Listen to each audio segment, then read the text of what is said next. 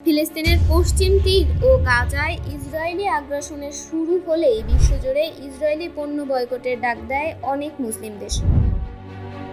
আমাদের চারপাশে প্রতিদিন ব্যবহার করা জিনিসপত্র থেকে শুরু করে অনেক খাদ্যপণ্যই ইহুদি মালিকানাধীন। তবে এরা সরাসরি ইসরায়েলকে সহায়তা করে না। এমন অনেক প্রতিষ্ঠান আছে যারা ইসরায়েল ও এর সেনাবাহিনীকে প্রত্যক্ষ ও পরোক্ষভাবে সাহায্য করে।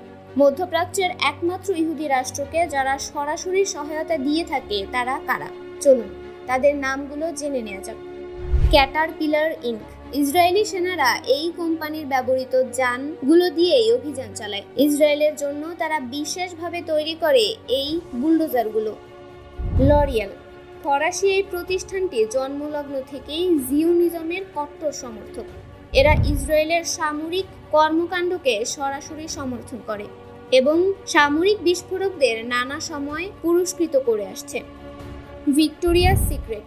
যুক্তরাষ্ট্রভিত্তিক এই প্রতিষ্ঠানটি শুরু থেকেই ইসরায়েলের সমস্ত কার্যক্রমকে সমর্থন করে আসছে এবং নানা ধরনের আর্থিক সহায়তাও প্রদান করে থাকে এই প্রতিষ্ঠানটি।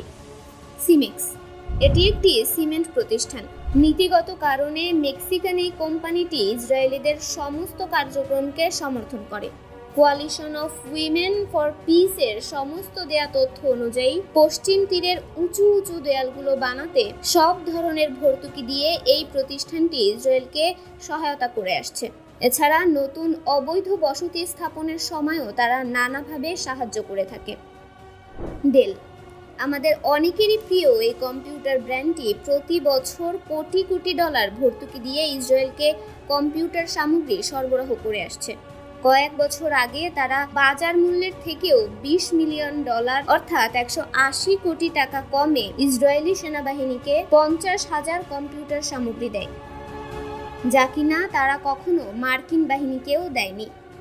General electric corporation. ইসরায়েলি বাহিনীর নানা ধরনের সামরিক বিমানের ইঞ্জিনের মূল সরবরাহ করে এরা। বিশেষ করে অ্যাপচি হেলিকপ্টারগুলো ইসরায়েলের জন্যই তৈরি করা হয়েছে। ভলভো।